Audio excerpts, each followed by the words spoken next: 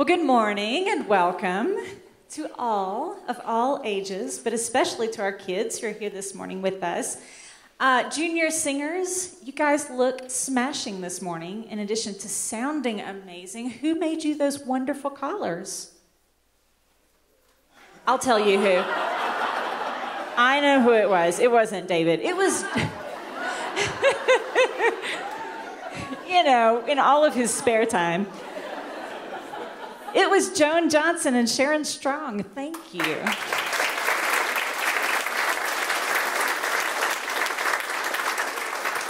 And thanks, as always, to Nikki and to Laura for your help as well.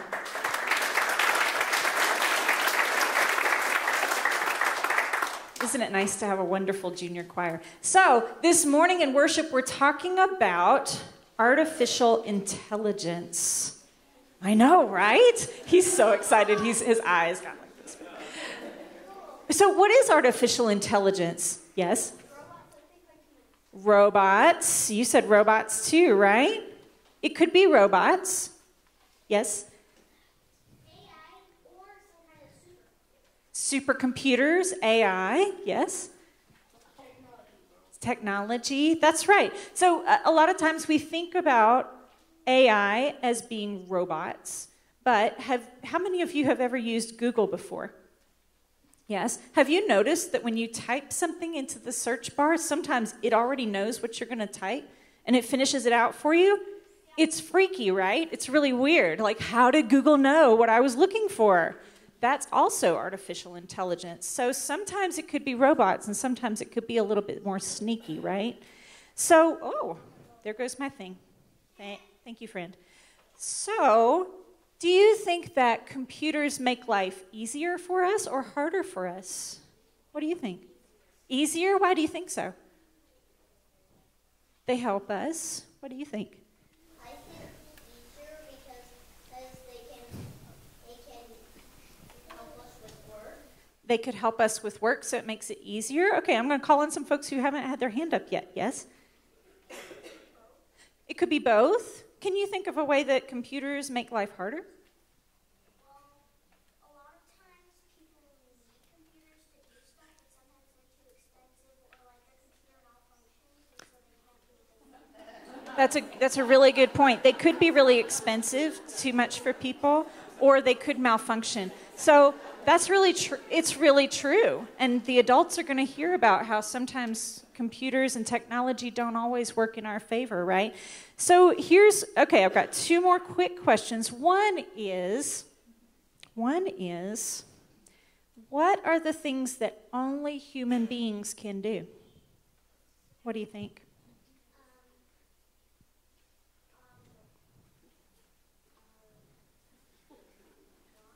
Walk? Well, are there walking robots? I don't know. It's really hard to think of something, right? What do you think? Love. Oh, have we ever made a robot that can love? Have we? Oh my goodness. All right. Well, maybe so. So that's something that some people would like to see, right? Robots that can love. But I think it's a tricky question, isn't it? Thinking about what robots can do. Okay, my last question for you is, how can you, as kids, and maybe as adults, have a healthy relationship with technology? Asher? Use technology for a limited time a day. Right, limit the time you spend on your screens and things like that. Yeah. What do you think? Yeah. So what I think is, well, sometimes we can't, like he said, we need to limit, Mm-hmm. and also because we lose sleep because of the laptop. Oh, and sleep is so important for growing bodies, right? We need at least 12 hours a day. 12 hours. That's awesome. All right, good night. See y'all tomorrow. I'm going back to bed. You're right, though. You're right. You're right. We all need rest and we need sleep, and technology can get in the way of that. One last.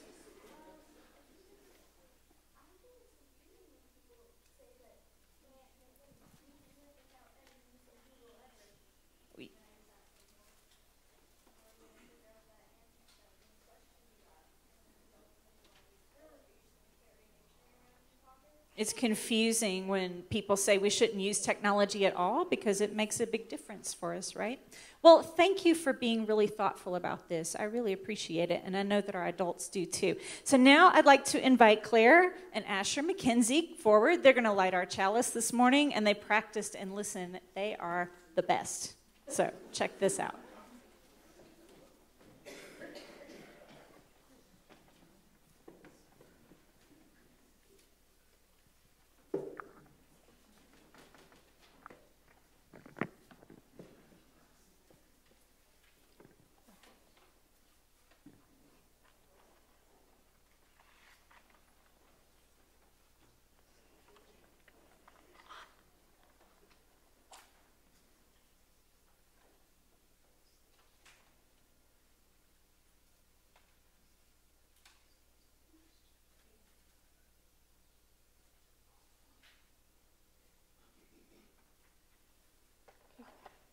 Symbol of light, symbol of knowledge, symbol of warmth, symbol of freedom.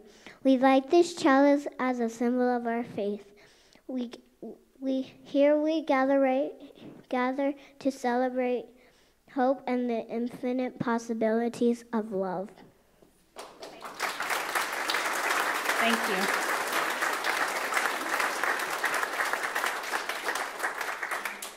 All right, our opening hymn this morning is number 16. I invite you to rise in body or spirit as we sing together.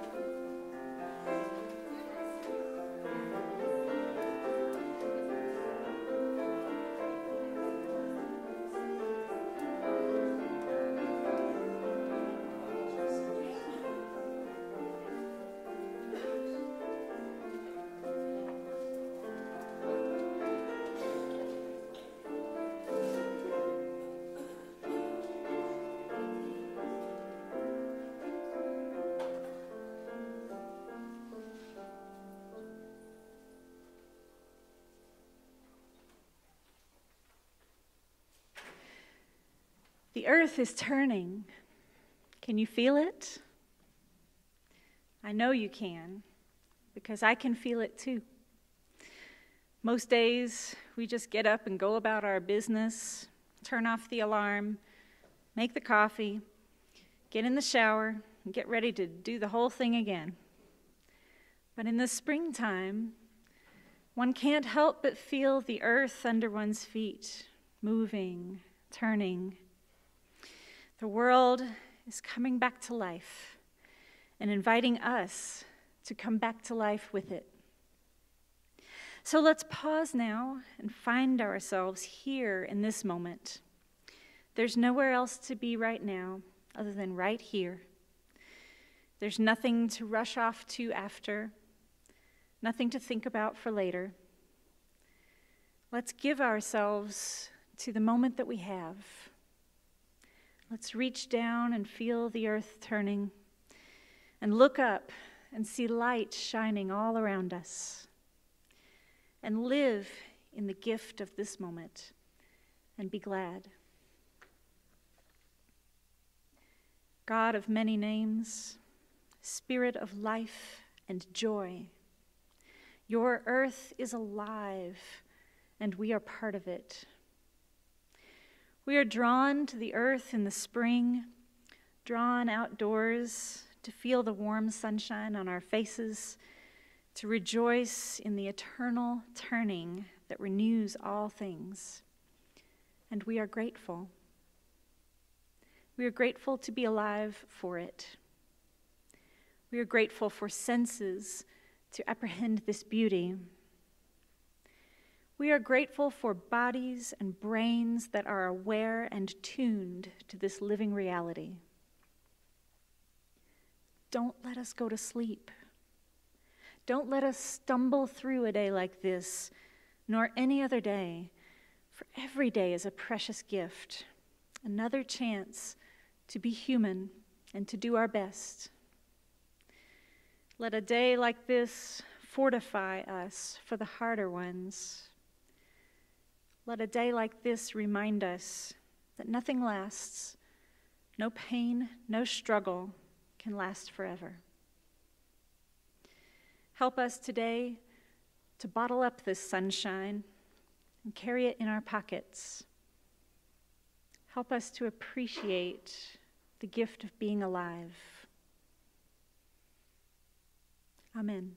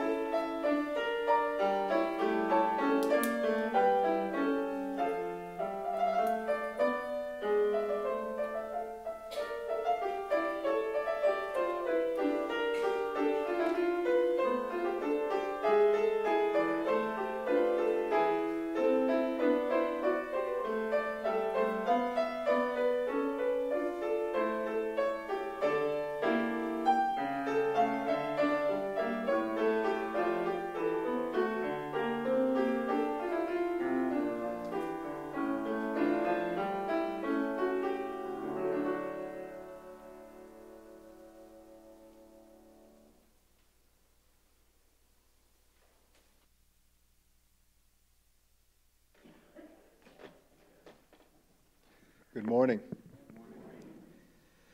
I wonder if you are as proud as I was this morning hearing our young people say that screen time needs to be limited. I wonder if they practice what they preach, but they know the right answer. And the right answer, you know, we'd like to have the right answer, but sometimes it's nice not having the right answer, because one young person mentioned how she couldn't imagine life without Google. And, you know, in the old days, before Google, having a dinner and there was some disagreement, you had a good fight around the table. And that's gone now. You know, you're right on the cusp of disagreement, and out come the phones, and it's resolved. I'm missing those good family fights around the dinner table. Gosh. But anyway, our reading this morning, it just kind of touches a little bit on some of the dynamics of technology and how difficult it can be.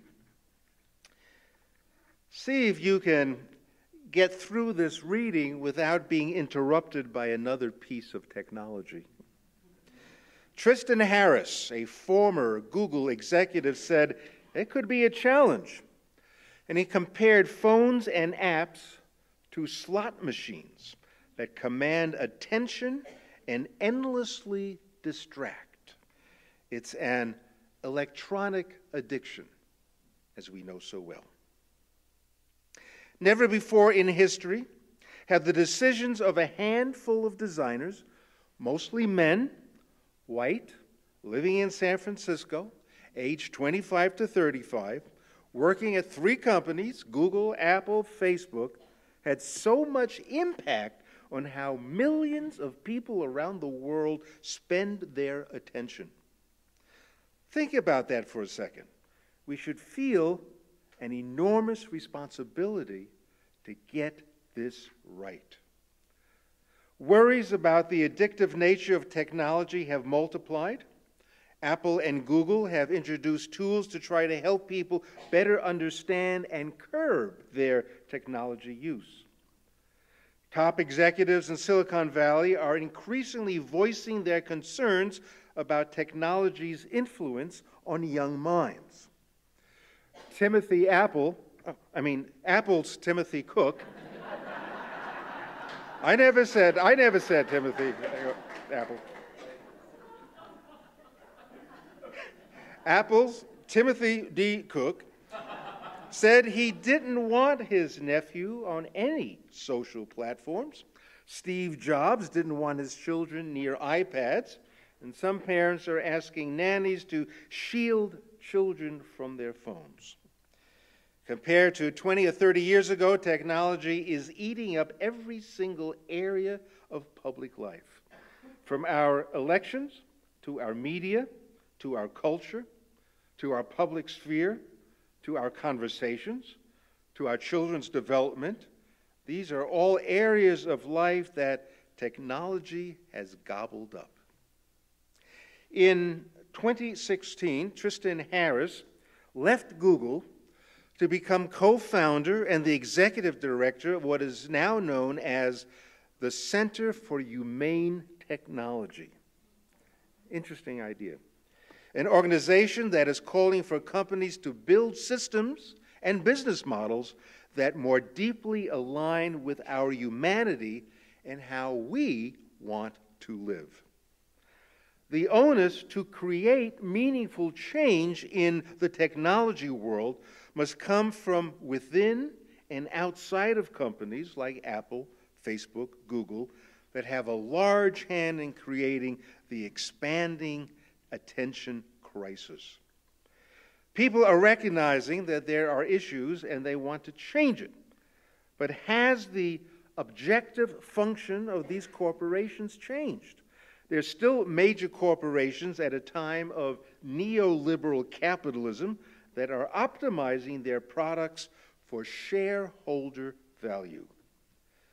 Users and employees must demand accountability, but government regulation is also overdue. We need regulation. Make them open up trade secrecy provisions so we can audit these systems when they are used in public life. Government regulation is an important component, But leading companies in the AI industry also need internal accountability structures that go beyond simple ethical guidelines. We have allies throughout the whole industry because no one wants bad outcomes. No one wants to contribute to a system in which children have poor mental health. No one wants to contribute to a system where you destabilize democracies or cause genocides across the world. Once employees see how the current structures can lead to such problems, they ask one question: how can I help?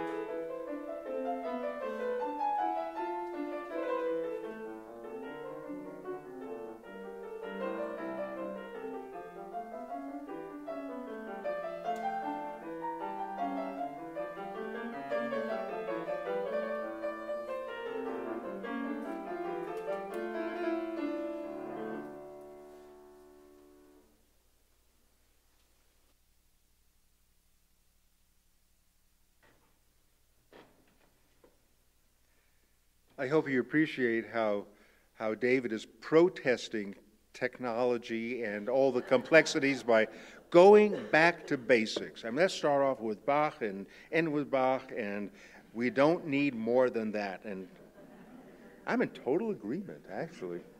I don't know if you're going to show up this morning with the synthesizer or what, but this is great. Please take a look at all the announcements in your order of service. They are varied, they are important, and highlight a lot of features of this church, namely educational enrichment, social fund, the whole gamut. I want to bring to your particular attention just a couple of things, and that is we are still in our pledge drive. The dollar amount is only 75% of goal.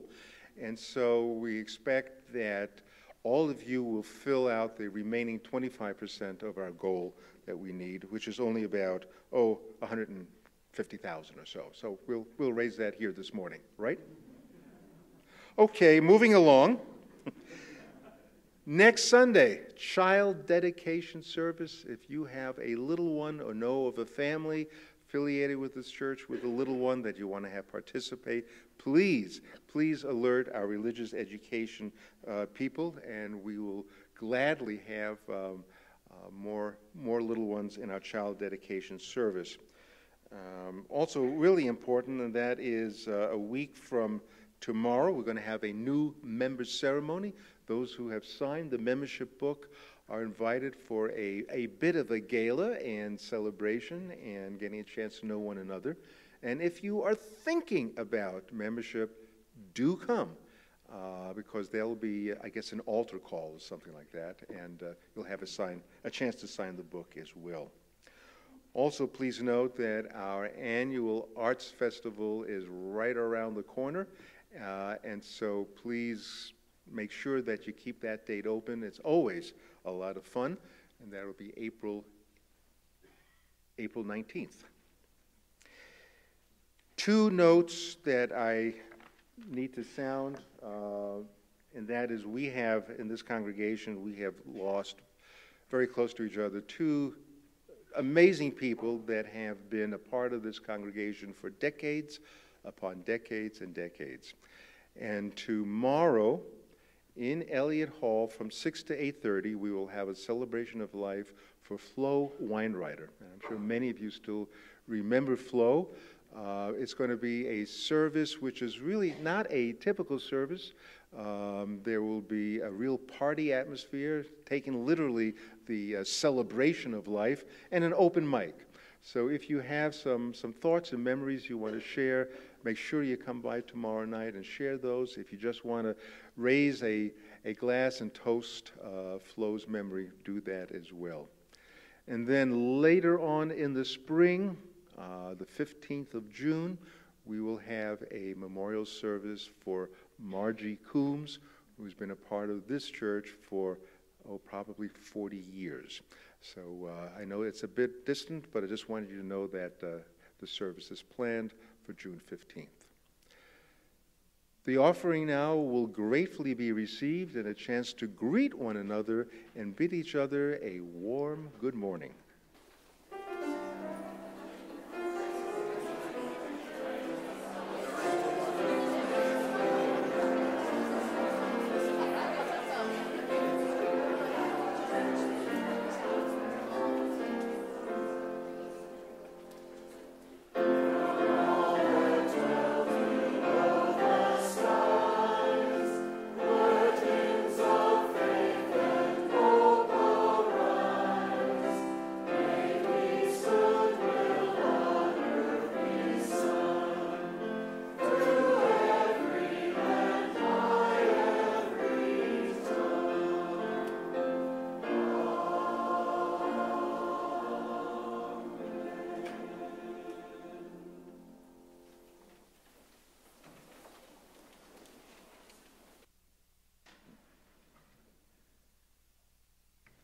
One of my more memorable experiences as a theological student back in the early 70s came about when an exciting new concept was introduced, virtually to the world.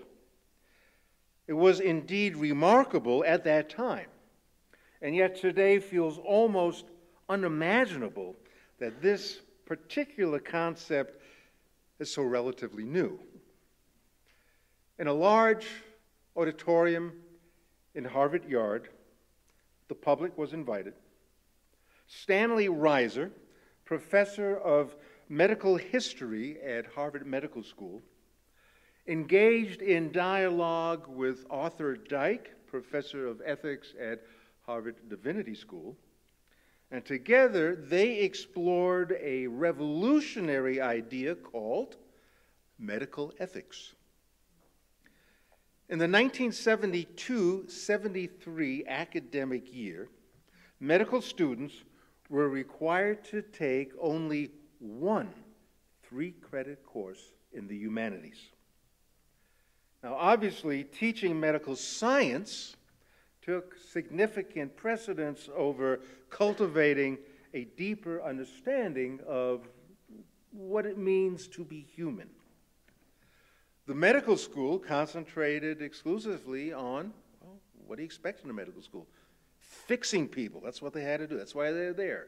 Got to fix people up without any regard for other concerns that may pertain to, the emotional life or spiritual life or families, or even more importantly, perhaps, societal consequences after making certain medical decisions. Wow. How things have changed. Just a week or two ago, on Science Friday, hosted by Ira Flatow, one of his guests was the poetry editor of the American Medical Journal. Now, when I was a young student learning about medical ethics, it was inconceivable to imagine physicians ever writing poetry for publication, let alone having their own poetry editor. I'm sure that there's still lots of people today who would prefer that their doctors just keep their nose to advances in medical science rather than working on their iambic pentameter, but it's just amazing how times have changed. The takeaway from that preliminary investigation into medical ethics some 46 years ago left a profound impression that has shaped my thinking ever since.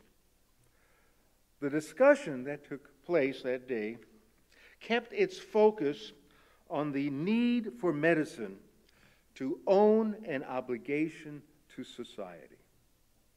I mean, that was an amazingly new idea. Medicine, that whole field, had an obligation to society to perform at a certain level and not just be just blindly following curing people. There was more at stake than just prolonging life, and the field now had to think through some of the moral implications of its decision-making. Now, it's easy to extrapolate from that, namely recognizing that dilemmas are always intrinsic to any field that interacts with human beings. In medicine, the dilemmas confronted at that time dealt with the consequences of this new power of extending lives. And of course, the issues were, whose life should be extended given the cost, obviously, that is around to influence the decision. Quality of life became a hot ethical issue in terms of discerning when does a life actually come to an end. Now, moral judgments are made all the time by physicians, usually influenced by their religious beliefs or their personal experiences with illness and death, or a physician's own sense of professional success or failure. There was no prescription or framework which ensured that ethical principles would always apply. The emphasis in medicine began to shift over the years from what can we do in the field to what should we do? What can we do? What should we do? The shifting terrain in medicine now includes dilemmas that were unheard of not that long ago, each one requiring a deep understanding of the ethical repercussions. For example, we now confront situations that make physician-assisted suicides an option or not. With extraordinary advances in genetics, we now confront situations that include designer babies. When we can alter the course of nature through science, let's hope that an ethical framework exists to help guide us through these weighty decisions. And of course, we all recall that just at our last legislative session here in Utah, the issue arose over what options parents have following the prenatal diagnosis of Down syndrome. As new technologies become more and more sophisticated, that is, opening us up to new worlds never before considered, do these advanced technologies need to be tethered to ethical responsibilities? Or does the scientist fall back on the old argument, hey, I'm just doing my job. It's up to society to determine how to use these new discoveries. In other words, the classic case of the scientist who deals with nuclear power and pronounces nuclear power is definitely a good, and if people decide to turn it into weapons of mass destruction, it's their bad, not mine. But ethically, must not the scientists be concerned about causality and the whole question of what leads to what leads to what? Research can run amok with what it can do if not reeled in by reflecting more on what it should do. Now, this question of the concern has been around for a pretty long time. Socrates, though I am loath to criticize Socrates, who am I to do that? But Socrates, along with Plato, believed that knowledge was virtue in and of itself. To know good is to do good. Knowing the right thing to do will lead one automatically to doing the right thing. Aristotle had a different point of view on ethics, one which I believe adheres a lot more closely to our present-day thinking. Aristotle stated that knowing what was right was not enough. One had to choose to act in a constructive and beneficial manner. Ethics hinges on the choices we make. So, for Socrates, wisdom was the basic virtue. All other virtues fell into place. And Aristotle contended, no, not so fast. Wisdom is only achieved after considerable reflection. Unless a person chose to act wisely, other virtues would remain out of reach. And so moving now to this relatively new and explosive field of technology, Aristotle, I think, proved to be absolutely right, when we take into account someone like Mark Zuckerberg. Zuckerberg chose not to act in a helpful, good, constructive manner. Yes, Zuckerberg had plenty of wisdom, but that was insufficient for doing good. We should be reminded that the word ethics stems from the Greek ethos, meaning character. One's character is revealed by how one behaves and acts in life. Zuckerberg, as we have learned during the congressional hearings, chose not to act ethically. There was a lot of money on the table, and money can always skew a person's ethical behavior, or how he or she chooses to act or not to act. Now, in the rapidly growing field of AI, artificial intelligence, the same questions apply as in any new field that's being developed. Especially in the fast-shifting terrain of AI, we are finally beginning to inquire about the obligations artificial intelligence has in its relationship with human society. As robots acquire newer and greater skills and replace human beings not only in factories but as companions and decision makers affecting a wide swath of human beings, new ethical concerns can't help but be raised. Thus far, ethics remains a distant consideration in developing artificial intelligence. Just last March, not last month, a year ago, last March, Elaine Herzberg was wheeling her bicycle across the street in Tempe, Arizona, when she was struck and killed by a self-driving car. Now, although there was a human operator behind the wheel, an autonomous system, artificial intelligence, was in full control. Now, this incident, like others involving interactions between people and AI technologies, raises a host of ethical questions, let alone legal ones. What moral obligations do the system's programmers have to prevent their creation from taking a human life? Who was responsible for Herzberg's death? The person in the driver's seat? The company testing the car's capabilities?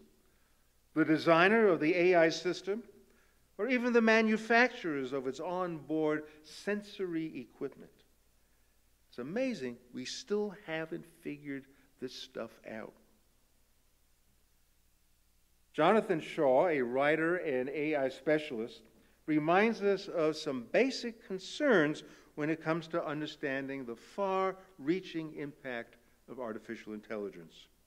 AI, first of all, refers to systems that can be designed to take cues from their environment and, based on those inputs, proceed to solve problems, assess risk, make predictions, and, of course, take actions.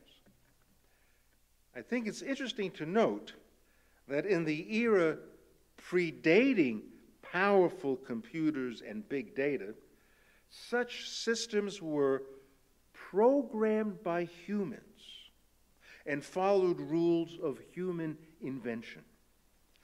But advances in technology have led to the development of what is now the greatest concentration in the field of AI, which is called machine learning. This allows a robot to learn. The robot learns by itself from the data and makes decisions without being explicitly programmed. And this is where we find ourselves today.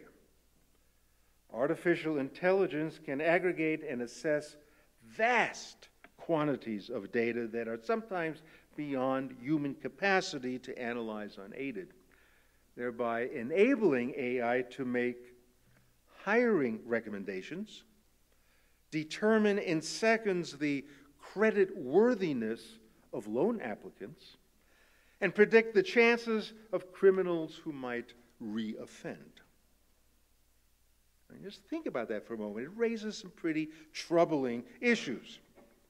AI can access real-world data in a nanosecond, but when Amazon developed a recruiting tool for identifying software engineers that it would consider hiring, the system swiftly began discriminating against women. The company ProPublica analyzed a commercially developed system that predicts the likelihood that criminals will re-offend, created to help judges make better sentencing decisions, and found that it was biased against African Americans. Nothing about advances in technology per se will resolve the underlying fundamental problem at the heart of all functioning robots, which is that even a thoughtfully designed algorithm must make decisions based on inputs from a flawed, imperfect, unpredictable, idiosyncratic, real world. Now, it finally dawned on several computer science faculties that it might be a good idea to address ethical concerns before a system is deployed rather than afterwards. At many universities, the faculty which is not well versed in the field of ethics has hired graduate students in philosophy to integrate an ethics curriculum in computer science. And this brings me great delight for philosophy majors to finally tell their parents, get off my back, I got a good job, I'm making money, don't worry about me. You know, I was so smart to get a degree in philosophy. So it's not a dead end. In fact, it's expanding. One of my favorite stories about artificial intelligence facing some inherent problems on decision-making from the inputs of an idiosyncratic world concerns a computer visions expert from Microsoft who found himself on a highway behind a truck. Now, the truck was carrying a porta potty on the back and a bicycle attached to the porta potty. The computer vision expert from Microsoft conceded that his system would not exactly know how to react. He said such an image would unlikely be part of its experience. The takeaway is that the vast collection of images collected in the robot's training data will always struggle to keep up with life's weirdness. Now, human intelligence is capable of learning something in one context and quickly applying it to another. So even if a robot can distinguish bikes, from trucks, from porta potties. They have difficulties recognizing how they may be joined together to travel down the highway with the bicycle sideways at 60 miles an hour. The robot still has a lot to learn. Increasingly, the voices of concern are ramping up, warning against artificial intelligence, perpetuating biases, and delivering malicious applications driven by financial rewards. Let's face it, we can't divorce robots from big business. I mean, look where all the big investments are. In Silicon Valley, developing artificial intelligence. And when business is involved, we better have ethical systems in place. But we don't. Now, as we and our children take delight in voice-activated systems and little robots go around and vacuum our floors without complaint, there is much cause for alarm in the deep recesses of AI research. Activists, researchers, clergy, journalists voice concerns over biased, deceptive, and malicious applications of artificial intelligence. Now, Google and Microsoft try to respond to these concerns by hiring what they call ethics officers, or creating ethical review boards. But as we all know, companies can change course on a dime. And idealism can easily bow to financial pressure. What companies now offer seems the equivalent of, let's say, IHC, Intermountain Healthcare, saying, don't worry about a thing ethically speaking, because we have this guy on board now who handles all the ethical questions. Or the University of Utah medical system saying, oh, relax about ethical concerns. We have our own in-house committee to take care of matters. The need for ethical principles to cover, to blanket all the research in AI has not been adopted by companies, and so in terms of being demanded by our culture as a whole. And this is one of the reasons in our reading this morning it called for the need to impose government regulations. Not exactly the favorite word around Washington these days. An ethical position was never adopted at Clarify, a New York City startup which is pushing further into military applications and facial recognition. There's no checkpoint to determine the consequences of its research, conceivably leading to automated warfare and mass surveillance. Now, resistance to enforcing ethical principles stems from the executives at that company insisting, and I quote, ethics is in the eye of the beholder. What would Aristotle say to that? Ethics is in the eye of the beholder. What do you think?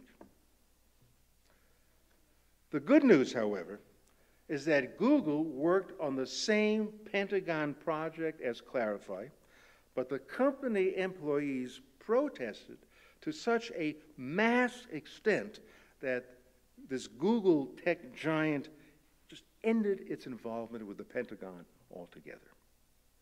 Let's hope. Recommendations for building and deploying ethical artificial intelligence are as follows. There are 8 of them. I'll just quickly go through them and give you some of the idea of the areas that we need to explore and develop more fully. Transparency in the design and use of AI technology. There's no transparency. Disclosure. Companies need to disclose to users what data is being collected and how it is being used. Privacy. Users should be able to easily opt out of data collection. Diversity. AI technology should be developed by intentionally diverse teams. Bias. Companies should strive to avoid bias by drawing upon these diverse data sets. Accountability. A common set of standards by which companies are held accountable for the use and impact of their AI technology. Regulation. Companies should work with regulators to develop appropriate laws to govern the use of artificial intelligence. And finally, complementarity, which is an issue we really didn't touch on this morning, where we need to treat AI as a tool for human use, not a replacement for human work. As was true in medical ethics a couple of generations ago, the field of AI technology today is expanding to the point of losing a lot of control over its applications.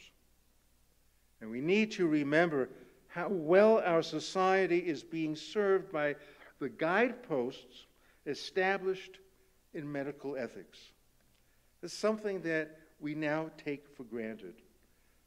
But this whole introduction of medical ethics and how it was, in a sense, engineered throughout the medical schools and in society itself, I really believe is a model for dealing with any kind of expanding technology, especially if it applies to human life. In artificial intelligence, however, companies are still safeguarding their research. No transparency, because they insist this is all a matter of intellectual property. That's the buzzword. You can't peek. It's our intellectual property. And so they resist over and over again any insight, regulation, or even taking ethical precautions.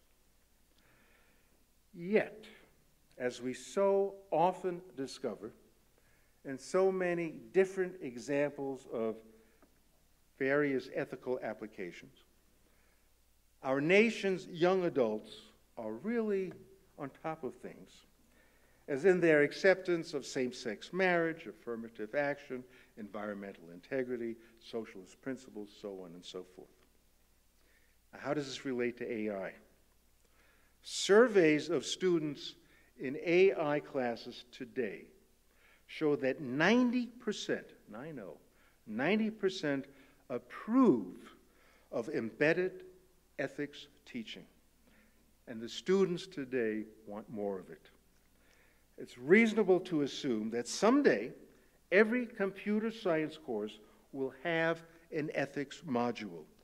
So as the younger generation graduates, they will see and understand and experience the fact that ethics matters everywhere in the field, not just with robots and artificial intelligence alone, but everywhere in the field. You gotta have a sound ethical foundation. And when you think about it, nothing has changed much. It's still so basic as it was in the time of Aristotle. Wisdom is not enough. You have to choose to do good. And our young adults are learning exactly that. And I hope they hurry up and take control of their companies and guide them towards an ethically sound future, which I know we all hope will come about. So be it.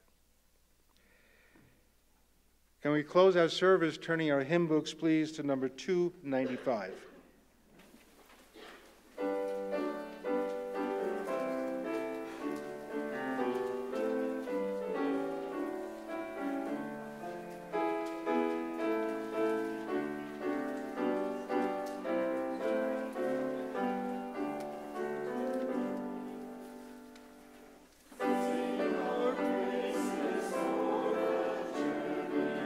Pilgrims